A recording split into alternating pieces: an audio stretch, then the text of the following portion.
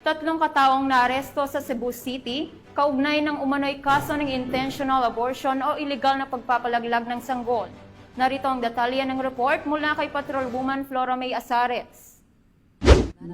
Operatiba ng Police Regional Office 7 ang tatlong individual na sangkot umano sa illegal na pagpapalaglag ng sanggol sa isang entrapment operation noong Hunyo 19 ng taong kasalukuyan, ilang araw matapos matagpuan ang dalawang bangkay ng fetus sa Liloan, Cebu noong Hunyo 13.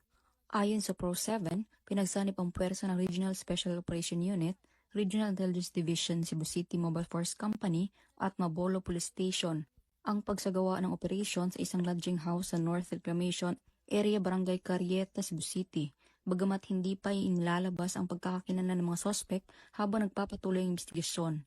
Nakumpiska mula sa kanilang mga gamit ng hinihinalang ginagamit sa abortion procedures gaya ng cytotec tables, antibiotics, surgical tools, gloves, towels, lubricants, antiseptics, flashlights at marked money na ginamit sa operasyon.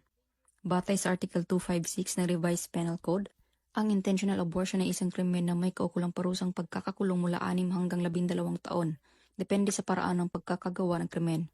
Iniimbestigahan din kung may kinalaman ang mga pamunuan ng lodging house sa illegal na aktibidad.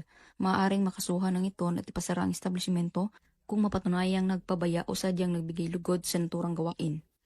Hinikayat ng mga kapulisan ang publiko na maging mapagmatsyag at agad iulat sa mga otoridad ang anumang kahina-hinalang aktibidad upang mas mapanatili ang kaayusan at kaligtasan ng bawat mamamayan. Mula dito sa Police Regional Office 7, ako ang inyong PNN correspondent, Patrolwoman Flora May Azares, alagad ng batas, tagataguyod ng Balitang Pulis.